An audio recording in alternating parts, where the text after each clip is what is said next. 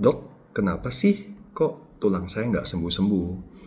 Jadi ada kondisi yang kita katakan delay union, di mana tulang itu udah 6 bulan dia tidak mengalami penyatuan atau kesembuhan.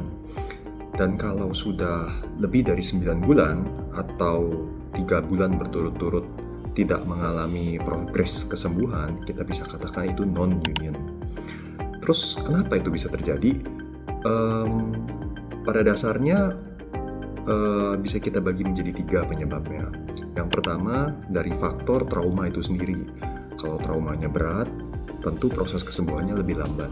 Jadi setiap patahan yang misalnya remuk sampai hancur dan mungkin sampai jaringan di sekitarnya rusak, mengalami kerusakan yang cukup parah, itu berbeda sama patah tulang yang simpel. Kemudian faktor dari pasiennya itu sendiri. Kalau misalkan nutrisinya kurang, tidak cukup protein, kalsium, vitamin D, dan terutama kalau merokok misalnya, itu menghambat kesembuhan tulang itu juga. Dan dia lupa contohnya diabetes. Jadi kalau ada diabetes juga faktor imun kita menurun, biasanya proses itu juga terlambat. Kemudian faktor dari mekanik.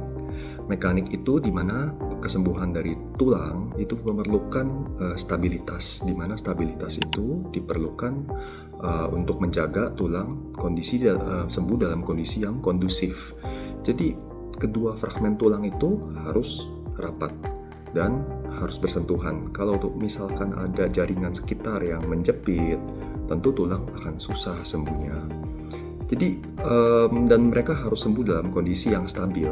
Stabil itu bisa disediakan dari gips misalnya, atau mungkin pemasangan pen yang menjaga tulang tetap sembuh dalam posisi yang benar.